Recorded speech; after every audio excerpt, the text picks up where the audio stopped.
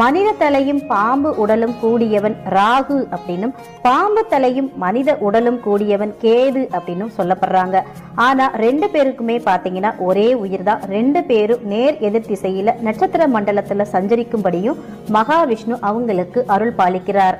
எல்லாம் செய்தாலும் கூட இப்ப ராகுவோட, அதாவது ஸ்வர்ணபானுவோட பாவம் நீங்கிறது எப்படி அப்படின்னு கேட்கிறாரு அந்த ஸ்வர்ணபானு. உடனே ராகு கேது உருவான உடனே மகாவிஷ்ணு, இந்த பூ உலகில இப்ப பாத்தீங்கன்னா கிருதாயுகம் நடக்குது.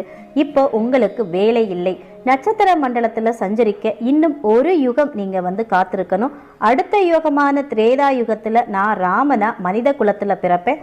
அப்போ உங்க சக்தியால ராகு கோதண்டமாகவும் கேது அம்பாகவும் என்கிட்ட வருவீங்க. அசுரகுல கடைசி அரசனான ராவணனை கொல்வதற்கு நீங்கள் பயன்படுவீர்கள். அப்பொழுது உங்கள் பாவம் தொலையும் அப்படின்னு சொல்றாரு. நீங்கள் வித்தியாசமாக தெரியறதுக்கு